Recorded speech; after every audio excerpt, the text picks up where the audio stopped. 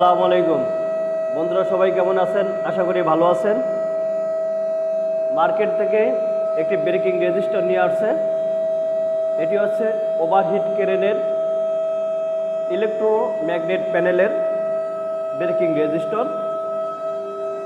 এই রেজিস্টারের গায়ে এর মান দেওয়া আছে।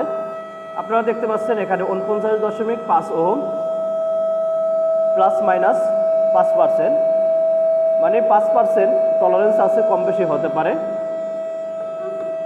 এখন এই রেজিস্টারটি পরিমাপ করব, দেখব এর মান ঠিক আছে কিনা। আমি একটি ক্লাম্প মিটার নিয়েছি। এই ক্লাম্প মিটারটি এখন এই নবটি অফ পজিশনে আছে। এটি এই ওহম রেঞ্জে সেট করলাম। এই মিটারের এটি হচ্ছে নেগেটিভ প্রুফ।